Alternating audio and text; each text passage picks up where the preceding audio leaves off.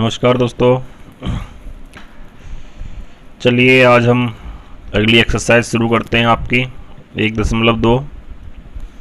पिछली वीडियो में मैंने आपको प्रश्नावली 1.1 के बारे में बताया था, ठीक है। और अभी ये प्रश्नावली 1.2 है। बहुत ही सिंपल प्रश्नावली है। 1.1 के सारे सवाल आपने देख लिए होंगे, अच्छे समझ लिए होंगे, ठीक है।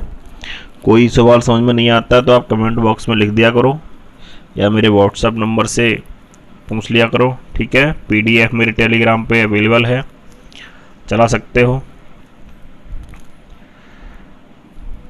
अब हम प्रश्नावली 1.2 के बारे में बात करेंगे। इसमें कोई नया सूत्र नहीं है, ठीक है। एफ इनवर्स निकालना है, यानी दिए गए फलन का प्रतिलोम फलन ज्ञात करना है। और हमें ये भी बताना है साथ साथ कि जो फंक्शन हमारा है वो प्रतिलोम फलन होगा या नहीं। तो कोई आपको फंक्शन दिया जाए और आपसे अगर ये पूछा जाता है कि ये फंक्शन प्रतिलोम इसमें विद्यमान हो या नहीं है, मतलब दिए गए फलन का हम एफ इनवर्स प्रतिलोम फलन ज्ञात कर सकते हैं या नहीं कर सकते हैं, तो उसके बारे में हमें मुख्य रूप से दो बातें पहले प्रूफ करनी होंगी। नंबर 1 बात तो प्रूफ करनी होगी कि दिया गया फलन एक ही फलन होना चाहिए। क्या होना चाहिए? एक ही, ठीक है। फलन के प्रकार के बारे में पिछली वीडियो में हमने आपको बताया था कि दिया गया फलन एक ही फलन होना चाहिए, और दूसरी बात है अच्छादक भी होना चाहिए। अगर कोई फलन एक ही है और अच्छादक है तो उस फलन का प्रतिलोम फलन उसमें विद्यमान होगा, यानी उस फलन का हम प्रतिलोम फलन ज्ञात कर सकते हैं, ठीक है। और अगर एक या अच्छादक में दोनों में से कोई भी एक कंडीशन संतुष्ट नहीं होती है तो हम वहां पर लिख देंगे कि इसका प्रतिलोम फलन ज्ञात नहीं किया जा सकता या प्रतिलोम फलन विद्यमान नहीं होगा, ठीक है। तो बस इसी के बारे में हम 1.2 में बात करेंगे, ज्ञात करेंगे किस प्रकार से फंक्शन होंगे। चलिए पहला प्रश्न है, यदि समुच्चय A बराबर 1, 2, 3, 4 और समुच्चय B में दे रखा ABCD, ठीक है। हमने एग्जाम्पल भी लिए थे, यही ध्यान हो आपको। हो तो A से B में 4 एक की फिर लिखा अच्छादक फलन परिभाषित कीजिए तथा उनके प्रतिलोम फलन भी ज्ञात कीजिए। हमें इन दो समुच्चयों से 4 फलन बनाने हैं, एक की भी होने चाहिए और अच्छादक भी होने चाहिए, ठीक है। एक की भी होने चाहिए और अच्छादक। एक की के लिए आपको बताया था कि एक अवयव का केवल एक ही संबंध होगा आगे बाई में, ठीक है। कि समुच्चय ए से हम एक अवयव को उठाएं तो समुच्चय बी में उसका केवल एक ही अवयव से संबंध होगा। दूसरा अवयव लेंगे समुच्चय ए का तो उसका समुच्चय बी के दूसरे अवयव से संबंध होगा, ठीक है। मतलब भिन्न भिन्न अवयवों का संबंध बी में भिन्न भिन्न अवयवों से अगर होता है तो हम उसे कहते हैं एक ही फलन। और अच्छादक के लिए यह बताया था कि सेट बी में कोई भी अवयव इस प्रकार का ना बचे जिसका ए से संबंध स्थापित न हो, ठीक है। देखिए दिया गया है ए 1, 2, 3, 4, बी ABCD। तो फर्स्ट पार्ट हमने क्या किया, ए से बी में F1 संबंध ले लिया। कौन सा ले लिया? कि F1 ए से बी में एक संबंध है और ये संबंध हमें खुद बनाना एक की और अच्छादक के रूप में। तो हमने क्या किया, 1 को ए से मिला दिया, 2 को बी से, 3 को सी से, 4 को डी से। तो हमारा F1 बराबर क्या बनेगा दोस्तों कि 1, A। भाई 1 का संबंध किससे हुआ? ए से। तो 1, A। यहाँ पर 1 तो आपका है ये x अवयव यानी सेट ए से लिया है और एक क्या है बाई, ठीक है। तो ये जो B में अवयव होते हैं वो होते हैं Y के, किसके होते हैं? और A में होते हैं वो किसके होते हैं? X के, ठीक है। याद रखना ये। तो आप देखिए, तो 1 को A से मिला दिया, 2 को B से, 3 को C से, 4 को D से। तो हमारा F1 हो गया 1, A, 2, B, 3, C, 4, अब ये कह रहा है हमें एफ इनवर्स बताओ, तो एफ इनवर्स बहुत ही आसान होता है। जहां आपने 1 कॉमा ए लिखा है वहां उल्टा कर दो a कॉमा 1, ठीक है। जहां 2 कॉमा बी लिखा है वहां उल्टा कर दो b कॉमा 2। जहां 3 कॉमा सी लिखा है उसका उल्टा कर दो c कॉमा 3। और जहां 4 कॉमा डी लिखा है तो उल्टा कर देंगे d कॉमा 4। मतलब दिए गए फलन का अगर आपसे पूछा जाता है कि इनवर्स बताओ, तो आप इस प्रकार से इसका इनवर्स लिख दोगे। और ये हमको पता ही एक ही फलन है, इसलिए हमने सीधा लिख दिया। अगर फंक्शन हमको दिया जाता केवल, तो हम पहले उसको दिखाएंगे कि ये एक ही है और आच्छादक है, ठीक है। सेकंड पर आ जाइए। इसी में हमको 4 फलन निकालने हैं ना। अब सेकंड में देखो हमने क्या किया, 1 को मिलाया b से, 2 को मिलाया c से, 3 को मिलाया d से और लास्ट में 4 को मिला दिया a से। तो प्रत्येक अलग अलग अवयवों का अलग अलग अवयवों से संबंध हो गया। तो इसको भी लिख लेंगे f2 बराबर 1 कॉमा किससे है b, 2 comma c, 3 comma d और 4 कॉमा a। और एफ इनवर्स निकालेंगे तो इसका भी उल्टा कर देंगे, ठीक है। तो देखो समझ में आ रहे हैं, बहुत ही सरल से प्रश्न है। इसी प्रकार से आगे तीसरा फलन f3। अब 1 को हमने c से मिलाया, 2 को d से, 3 को a से और 4 को b से।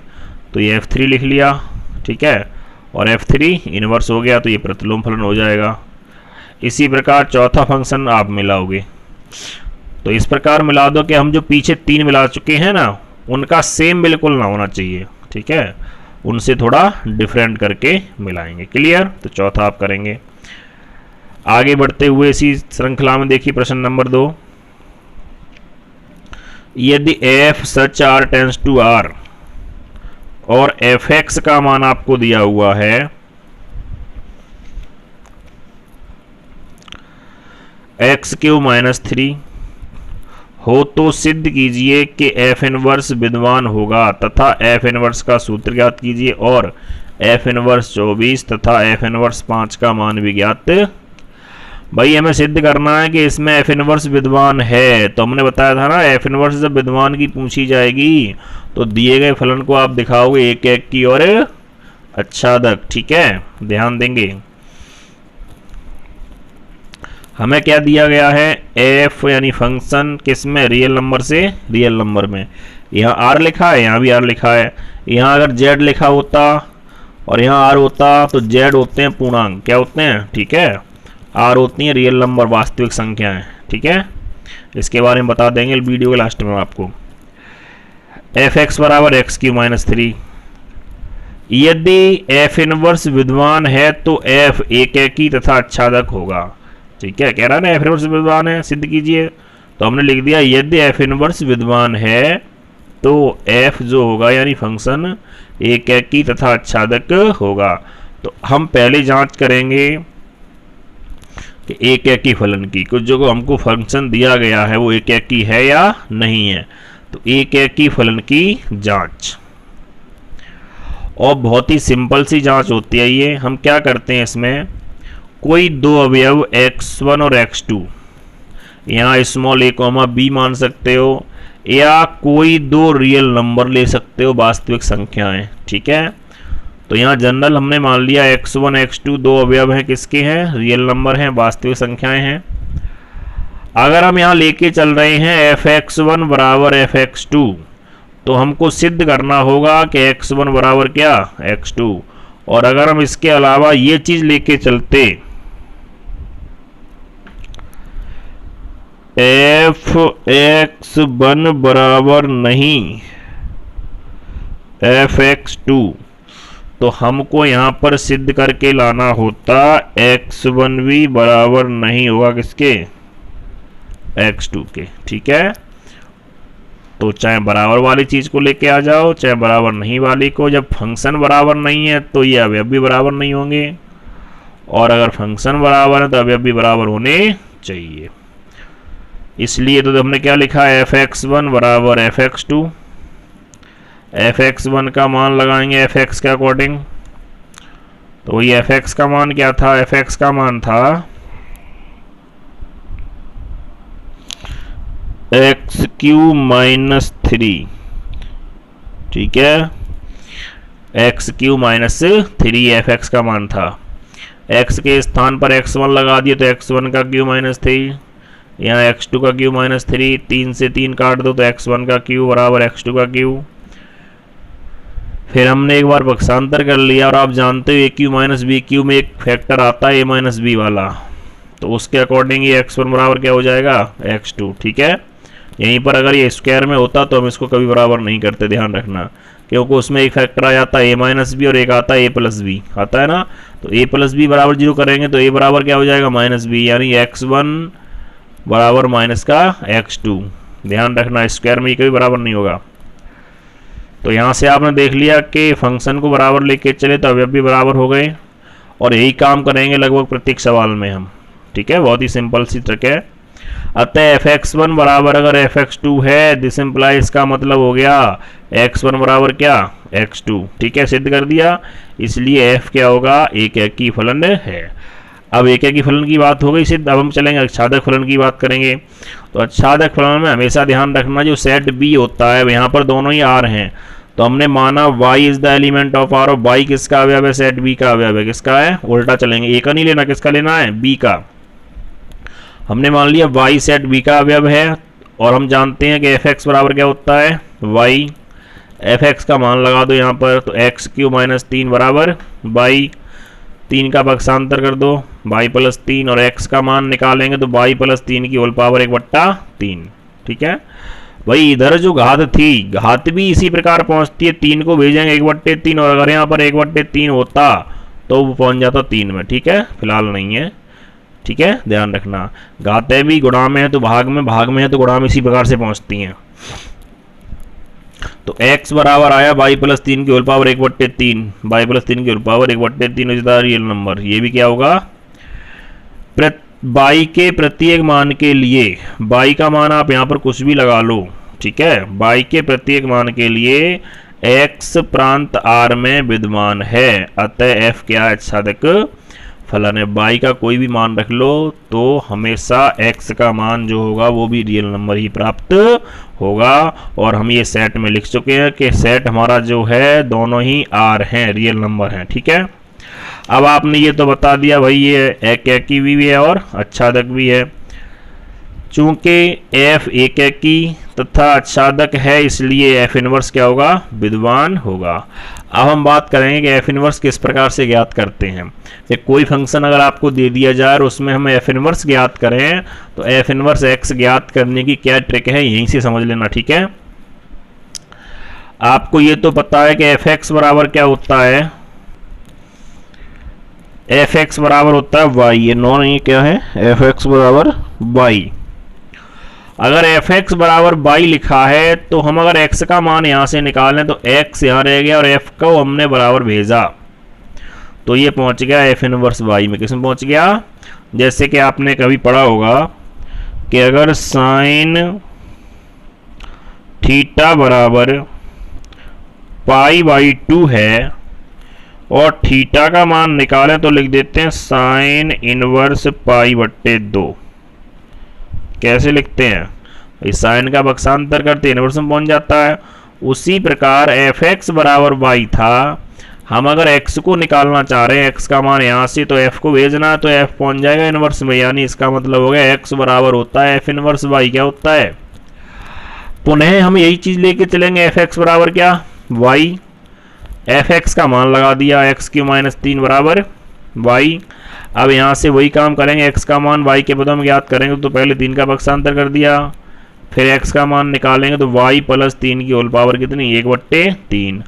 और ऊपर जो समीकरण एक आपने डाला हुआ है वो क्या लिखा हुआ है, ध्यान से देखना, x बराबर f इनवर्स y, और यहाँ पर भी क्या है x बराबर y + 3 की होल पावर 1/।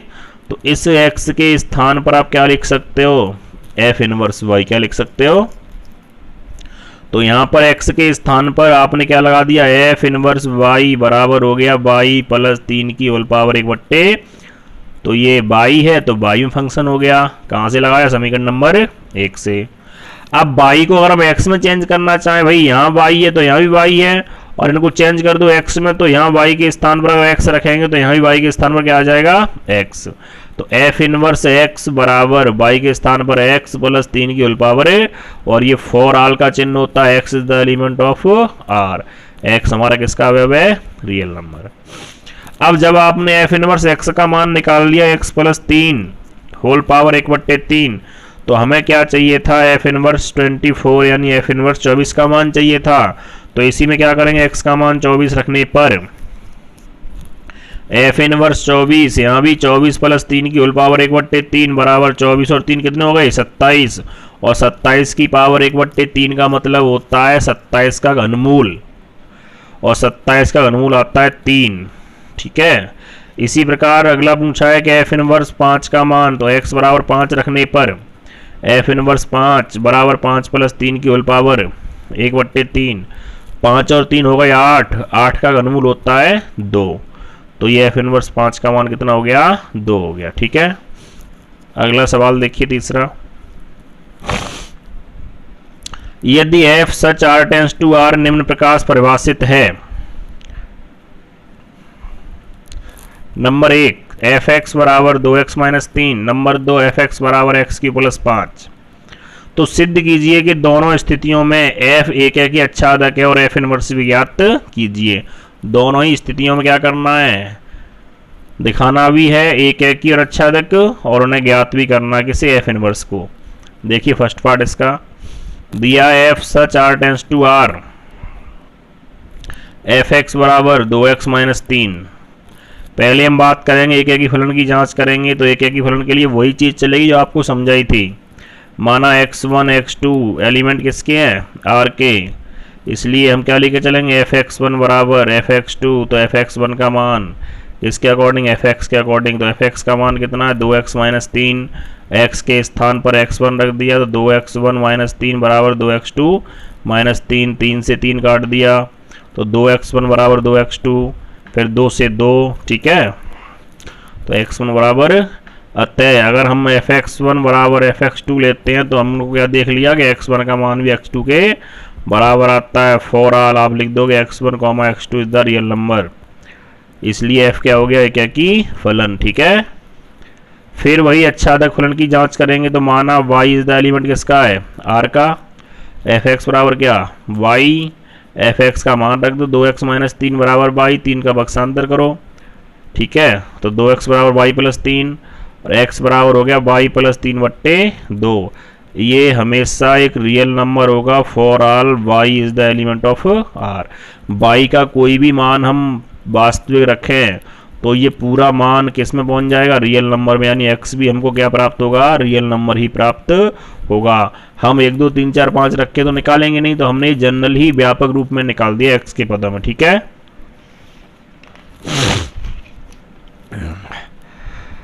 अतः y के प्रत्येक मान के लिए ये लाइन लिख दिया करेंगे, y के प्रत्येक मान के लिए x प्रांत r में विद्यमान है, इसलिए फलन f जो था वो कैसा हो गया, आच्छादक फलन है। ठीक है, चूंकि f एक एकी तथा आच्छादक है, इसलिए f inverse r tends to r, ऐसे पूरा लिख सकते हो, या सीधा लिख दो f इनवर्स विद्यमान है। ठीक है, कोई दिक्कत नहीं है। तो f inverse r tends to r विद्यमान है। अब जब विद्यमान है तो हमको निकालना पड़ेगा f इनवर्स। तो वही चीज देखो, f(x) बराबर क्या, y, तो यहां से x का मान क्या हो गया, y inverse, sorry f inverse y, f(x) बराबर y, तो x बराबर f इनवर्स y आ गया, समीकरण नंबर 1, जैसा कि पीछे बताया था सवाल में। पुनः हम वो चीज लेके चलेंगे, f(x) बराबर y है, तो f(x) का मान 2x माइनस 3, ये माइनस है, माइनस 3 बराबर y, 3 का पक्षांतर करेंगे, 2 बट्टे में भेजेंगे। अब ये x के स्थान पर क्या लगाएंगे, f इनवर्स y लगाएंगे समीकरण 1 से। ठीक है, और फिर यहाँ y को किस में चेंज कर देंगे, x के पदों में, क्योंकि हमको फंक्शन x में ही चाहिए प्रतिलोम वाला भी। तो ये हो गया f इनवर्स x बराबर x plus 3/2 for all x is the element of r, ये बात और लिख देंगे। ठीक है, इसी प्रकार दूसरा पार्ट है, f such r tends to r, f(x) बराबर x की प्लस 5 है। एक एकी फलन की जांच करेंगे। तो माना x1, x2 is the element of r, इसलिए हमने क्या लिख दिया, f(x1) बराबर f(x2), इनके मान लगा दिए। अभी एक सवाल आया था ए क्यू वाला, तो उसी कंडीशन से x1 का क्यू बराबर x2 का क्यू, तो इसका मतलब x1 बराबर क्या होता है, x2 होता है। ठीक है, अतः fx1 बराबर fx2, दिस इंप्लाइज x1 बराबर क्या, x2। कि अगर फंक्शन समान है तो अवयव भी कैसे हैं आपस में समान है, फॉर ऑल किसके लिए, x1 x2 एलिमेंट r के लिए। ठीक है, ये ई का चिन्ह लगा हुआ है, एलिमेंट r, इसलिए फलन कैसा हो गया, एक एक ही हो गया। अब आच्छादक फलन की जांच करते हैं, तो आच्छादक फलन में वही काम करेंगे, माना y is the element of r, fx बराबर y, यह मान लगा दो इसका, x क्यू प्लस 5 बराबर y, x क्यू का मान निकालेंगे तो x क्या आ जाएगा, ठीक है, y माइनस 5 होल पावर 1/3। ये भी रियल नंबर ही प्राप्त होगा। कब रियल नंबर प्राप्त होगा, जब y हम रियल नंबर रखेंगे, y is the element of r। ठीक है, अतः y के प्रत्येक मान के लिए x प्रांत r में विद्यमान होगा। ठीक है, और विद्यमान होगा तो क्या हो गया, आच्छादक हो गया। तो नीचे लिख सकते हो, चूंकि f एक की तथा आच्छादक है, इसलिए f inverse r tends to r क्या है, विद्यमान है। अब fx बराबर y, वही काम करेंगे f इनवर्स ज्ञात करने के लिए। ठीक है, तो fx बराबर y, तो x बराबर f इनवर्स y, समीकरण 1 हो गया। पुनः fx बराबर y लेके चलेंगे, x का मान निकाल देंगे, कितना आया, y माइनस 5 की होल पावर 1/3। x का मान लगा दो, f इनवर्स y बराबर y माइनस 5 की होल पावर 1/3, और समीकरण नंबर इसमें लगा देंगे 1 से,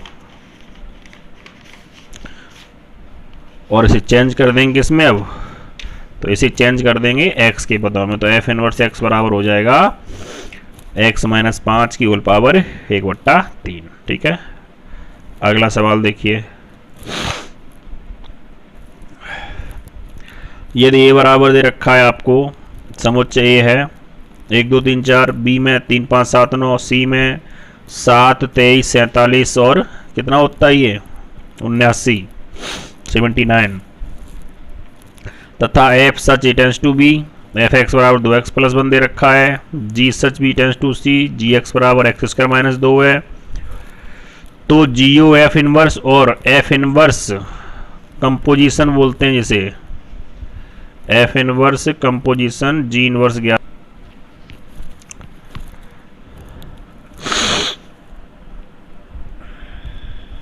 देख लीजिए सवाल क्या भाई, दो फंक्शन दे रखे हैं, जीओ एफ का इनवर्स चाहिए और फिर कह रहा है एफ इनवर्स हो जी इनवर्स भी चाहिए। तो पहले हम जो जीओ एफ का इनवर्स पूछा है ना, तो हम पहले देखेंगे जीओ एफ निकालना, कि हम जीओ एफ निकाल लें। जब हमको जीओ एफ मिल जाएगा तो हम उसका उल्टा भी निकाल सकते हैं। ठीक है, चलिए, सेट ए सेट बी आपको दे रखे हैं और सेट सी। फंक्शन एफ है ए से बी में और जी किस में है, बी से सी में, तो जीओ एफ किस में हो जाएगा, ए से सी में। ठीक है, ये तो बात यहाँ से समझ लो आप। तो हमें चाहिए जीओ एफ एक्स, क्या चाहिए, क्योंकि जीओ एफ का इनवर्स चाहिए। तो जीओ एफ का इनवर्स के लिए पहले हमको जीओ एफ एक्स निकालना है, तब उसका इनवर्स मिलेगा। तो जीओ एफ एक्स का मान समझ लो, जी एफ एक्स का मान 2x प्लस 3 है, फिर जी के अकॉर्डिंग लगाएंगे तो एक्स स्क्वायर माइनस 2 है। ठीक है, तो 2x प्लस 1 का होल स्क्वायर माइनस 2 हो गया, इसका होल स्क्वायर खोल दीजिए, a square plus b square plus 2ab और माइनस के 2, तो ये हो गया 4x square plus 4x minus 1। अब ये ध्यान देना कि लास्ट में आ रहा है एफ एक्स, जीओ एफ एक्स है ना, तो लास्ट में क्या आ रहा है, एफ आ रहा है। एफ आ रहा है तो एफ की स्टार्टिंग कहाँ से होती है, ए से बी में, तो ए के अवयव पहले लिए जाएंगे। अगर यहीं पर एफ ओ जी होता तो जी की स्टार्टिंग कहाँ से है, सेट बी से सी में हो रहा है ना, तो जी अगर लास्ट में होता यहाँ पर तो सेट बी के अवयव लिए जाते। ठीक है, ये ध्यान रखना। तो पहला अवयव क्या है भाई, ए का 1, फिर दूसरा 2 3 4, तो हमें 1 2 3 4 के लिए मान ज्ञात करनी है। तो हमने यहाँ पर x का मान लगा दिया 1 लगा दिया, तो यहाँ भी 1 लगाएंगे, तो 1 का स्क्वायर, ये 4 × 1 माइनस का 1, हल करेंगे तो कितना आया 7। क्लियर। ऐसे जीओ एफ 2 का मान 23 आ गया, जीओ एफ 3 का मान 47 आ गया, जीओ एफ 4 का मान 79 आ गया, तो इस प्रकार हमने GOF का जो फंक्शन ज्ञात किया, ठीक है, तो उसमें क्या संबंध देखा हमने, तो संबंध लिख दिया 1 का 7 से, 2 का 23 से, 3 का 47 से, 4 का 79 यानी 79 से, ठीक है। जब GOF हमको मिल गया तो हम सीधा लिख सकते हैं GOF का इनवर्स। अब ऐसा क्यों लिख रहे हैं, क्योंकि हम देख रहे हैं प्रत्येक अवयव का अलग अलग फंक्शन है, ठीक है। प्रत्येक अवयव जो है उसका फंक्शन कैसा है, अलग अलग है। इसका मतलब ये एक ही है। और आच्छादक क्यों, क्योंकि बी के जो अवयव थे 79, 47, 23 और 7 ये टोटल आ गए हैं। तो जो आपका परिसर होगा वही सह प्रांत है, ठीक है। ये बात यहाँ जोड़ सकते हो या सीधा लिख दो। अब GOF का इनवर्स तो उल्टा कर दिया, क्लियर। अब ये कह रहा था कि हमें ये और चाहिए F इनवर्स OG इनवर्स। तो ये ध्यान रखना, GOF का जो इनवर्स होता है उसका ये प्रमेय है F inverse composition G inverse, यानी G कंपोजिशन F, इसका जो इनवर्स होगा वो क्या होता है, F इनवर्स OG इनवर्स, ये इसके बराबर होता है। तो लिखा है ना, चूंकि ये इसके बराबर है और इसका मान हमने निकाल लिया है, तो F इनवर्स OG इनवर्स का मान भी क्या हो जाएगा, ठीक है, जो लिखा हुआ है सामने आपके।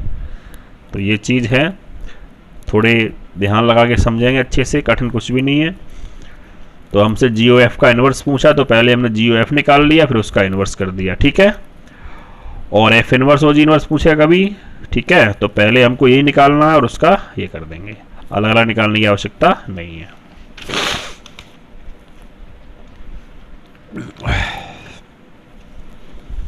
सवाल नंबर 5 देखिए आगे। यदि f such r tends to r, fx बराबर ax प्लस b, जहाँ पर a का मान 0 के बराबर नहीं है, ठीक है, से परिभाषित हो, तो सिद्ध कीजिए कि f एक ही आच्छादक फलन है और f इनवर्स का सूत्र भी ज्ञात कीजिए, ठीक है। सवाल पढ़ लीजिए अच्छे से, जुकाम हो गया आज थोड़ी, पढ़ लिया ना।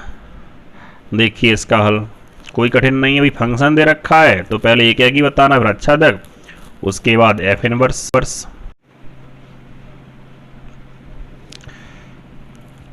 x1 x2 मान लेते हैं, वही काम करेंगे, fx1 बराबर fx2, ठीक है। तो फंक्शन हमारा क्या है, ax प्लस b, x1 का हो जाएगा ax1 प्लस b बराबर ax2 प्लस b, पहले b से b, ठीक है, अगली बार में a से a, क्या बचा है x1 बराबर x2, हो गया सिद्ध क्या की। आच्छादक की जांच कर लेते हैं, माना y is the element of r, तो fx बराबर y, ax प्लस b, तो x का मान यहाँ से समझ लो क्या आ जाएगा, x इज इक्वल टू हो गया आपका y माइनस बी बट्टा a एलिमेंट ऑफ r, चूंकि a का मान 0 के बराबर नहीं होगा, ठीक है। अतः y के प्रत्येक मान पर x प्रांत r में कैसा है, विद्यमान है, इसलिए f आच्छादक फलन है, क्लियर। अब चूंकि f एक की भी आपने सिद्ध कर दिया, आच्छादक भी है, इसलिए f inverse r tends to r भी इसमें क्या होगा, विद्यमान होगा। तो f इनवर्स की बात कर लेते हैं, fx बराबर y, तो यहाँ से x का मान f इनवर्स क्या हो जाएगा, y, समीकरण 1 हो गया, ठीक है। पुनः fx बराबर y लेके चलेंगे तो ये x में निकाल लेंगे, ax प्लस b बराबर b का पक्षांतर कर दिया, a बट्टे में पहुँच जाएगा, x के स्थान पर f इनवर्स y हो गया, y minus b upon a हो गया, ठीक है। और f इनवर्स x बराबर y, x माइनस x में चेंज कर दिया अब इसको, ठीक है, यहाँ समीकरण 1 से लगा दिया था ये मान। तो ये चीज़ अब आपके अच्छे समझ में आ रही होगी। आगे सवाल नंबर 6 देखिए, यदि function r tends to r fx बराबर cos x प्लस 2 हो तो बताइए कि क्या f इनवर्स विद्यमान है। भाई ये थोड़ा हटके सवाल है, cos x प्लस 2 दे रखा है, ठीक है, हमें दिखाना पहले एक के लिए, तो fx बराबर cos x प्लस 2, और हम जानते हैं चाहे sin x हो चाहे cos x हो, कोई भी त्रिकोणमितीय फलन हो, उनके दो मानों पर एक मान प्राप्त होता है, ठीक है। जैसे कि x बराबर 0 रख दिया तो कितना आया, cos 2 आ गया, फिर x बराबर 2 पाई रख दिया तब भी cos कितना आया, 2 आया, यहाँ x के दो मान 0 तथा 2 पाई पर बाई के एक ही प्रतिबिंब यानी सेट बी में, ठीक है, प्राप्त होता है, इसलिए यह फलन एकाकी नहीं है। और जब एकाकी नहीं है तो आगे हमें अच्छादक की जांच ही नहीं करनी है, सीधा लिख देंगे कि एफ इनवर्स नहीं होगा इसमें, ठीक है। 7वां सवाल पढ़ लीजिए अच्छे से। एफ इनवर्स ज्ञात कीजिए यदि विद्यमान हो जबकि f such a tends to b, जहां, अब जहां के बाद आपको दो सेट दे रखे हैं, पार्ट भी इस सवाल में दो हैं। समुच्चय ए बराबर 0 -1 -3 2, बी बराबर दे रखा -9 -3 0 6 और एफ एक्स बराबर कितना 3x। ऐसे ही सेकंड पार्ट है,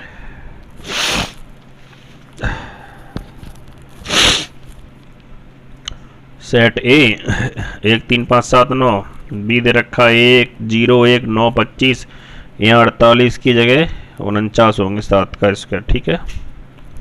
और एफ एक्स बराबर एक्स स्क्वायर, ये फंक्शन है। और तीसरा है ए बराबर बी बराबर आर एन, रियल नंबर, दोनों ही सेट कैसे हैं, रियल नंबर है। एफ एक्स बराबर क्या है एक्स क्यू, ये सवाल आपको करा रखा है पीछे एक्स क्यू वाला, ठीक है, कर लोगे यहाँ से। देखिए पहला दिया है f such a tends to b में एफ एक्स बराबर क्या है 3x, यानी x का मान यहाँ रखेंगे कितना, तो 3 गुना हो जाएगा y का मान एफ एक्स का मान। ए सेट दे रखा है b, तो हमने पहले देखो ए सेट और ये क्या है b, ए के लिख लिए b के लिख लिए। भाई y बराबर क्या होता है bx होता है, आपको पता है कि y बराबर क्या होता है bx। तो यहाँ पर पहला मान अगर x का मान 0 लगाओगे यहाँ तो क्या आ जाएगा 0, तो 0 का संबंध किससे हो गया 0 से, सीधा लिख सकते हो, ठीक है। -1 करोगे तो -1 का -3 हो जाएगा, -3 का -9, 2 का कितना 6, तो हमको f मिल गया 0, -0 -1, -3 -3, -9, 2, 6। चूंकि फलन f में जो फलन है ऊपर उस f में क्या देख रहे हैं, a के भिन्न भिन्न अवयवों की प्रतिबिंब यानी बाई के मान जो सेट बी में है वो भी कैसे है भिन्न भिन्न है, अतः फलन एकाकी है। अब हम यहाँ पर जब इस कंडीशन में फंक्शन होगा ना कि हमको सेट दे रखे हों और हमें पता हो क्या अवयव है कैसे है, तो और इसमें अच्छादक अगर हम ज्ञात करना चाह रहे हैं तो अच्छादक ज्ञात करना बहुत ही आसान होता है। हमें केवल ये दिखाना होता है कि फलन का परिसर और फलन का सहप्रांत बराबर है या नहीं, तो वही काम करेंगे यहाँ पर, फंक्शन यानी एफ का परिसर ज्ञात करेंगे। और परिसर के बारे में आपको बताया था वही अवयव आते हैं जो सेट ए से संबंधित हों, तो वही यहाँ तो आप देख रहे हो सभी संबंधित हैं। और सहप्रांत के बारे में आपको बताया था सेट बी होता है, तो यहाँ पर क्या हुआ भाई परिसर जो है वही क्या है सहप्रांत है, चूंकि एफ का परिसर बराबर एफ का सहप्रांत, इसलिए एफ क्या है अच्छादक फलन है। और अगर एफ अच्छादक है इसलिए एफ इनवर्स विद्यमान होगा। और यहाँ एफ इनवर्स ज्ञात करने के लिए बहुत ही आसान है भाई, जब आपके पास एफ लिखा हुआ है और एफ इनवर्स पूछा है तो यहाँ का उल्टा कर दो, 0, 0 का उल्टा 0, 0 रहेगा, -1, -3 तो उल्टा कर दो, -3, -1, फिर ऐसे ही -3, 9 है तो -9, 3 और 2, 6 का 6, 2। तो समझ में आ रही बात, बहुत ही सिंपल सी बात है। सेकंड पार्ट देखिए ऐसे ही, ए सेट में 1 3 5 7 9, बी में 0 ये दे रखे हैं और फंक्शन क्या है वो आपको लिखा ही हुआ है एफ एक्स बराबर एक्स स्क्वायर। ये सेट ए, ये सेट बी और ये फंक्शन है, ठीक है। बाई बराबर क्या होता है एफ एक्स, ये आपको पता ही है।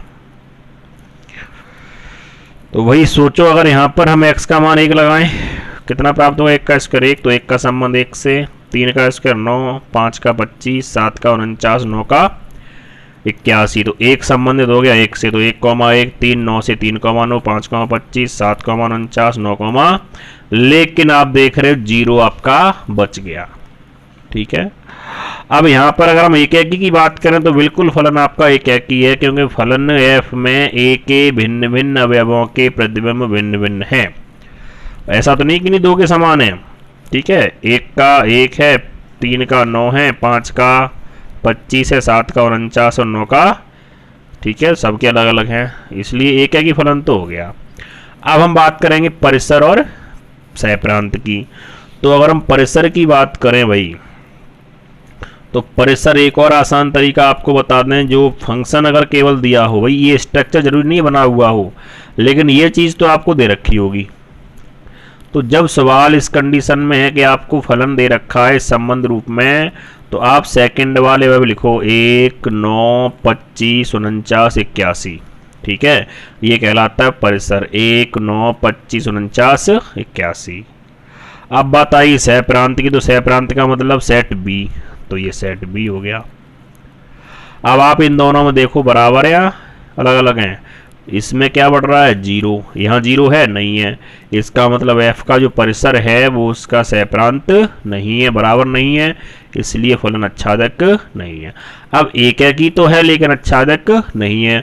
और f इनवर्स कब विद्यमान हो सकता है, जब फंक्शन आपका एक की भी हो और आच्छादक भी हो। ठीक है, तो बात आपके समझ में आ रही हो, तो आप लिख दोगे फलन का जो प्रतिलोम होगा वो विद्यमान नहीं होगा। ठीक है, तीसरा पॉइंट आप इसी प्रकार से स्वयं करेंगे। ए और बी दोनों ही फंक्शन क्या है, ये आर सेट है। ठीक है, अब हम थोड़ी बात ये बताना चाह रहे थे पीछे कि जो आपके जेड होते हैं, जेड का संकेत क्या होता है, तो जेड का संकेत होता है आपका, हम बता दें पूर्णांक। जेड क्या होते हैं हमारे, पूर्णांक होते हैं। अगर कहीं जेड लिखा जाए 0 +-1 +-2 इस प्रकार से। अगर कहीं लिखा है रियल आर, तो आर का मतलब हो गया वास्तविक संख्याएं, चाहे बट्टे में हो, चाहे भाग में हो, चाहे कुछ हो, समझते हो ना, वास्तविक संख्याएं। ठीक है, कहीं कहीं आप देखोगे क्यू, तो क्यू का मतलब होता है परिमेय संख्याएं। क्या होता है, परिमेय संख्याएं। ठीक है, Q के अलावा आप कहीं ऐसा लिखा देख लोगे Z+, तो इसका मतलब होता है धन पूर्णांक।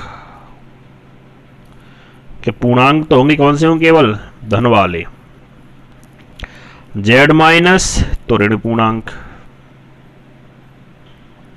ठीक है, उसी हिसाब से R+ तो धनात्मक वास्तविक संख्याएं, R- तो ऋणात्मक वास्तविक संख्याएं, Q+ तो धनात्मक परिमेय संख्याएं,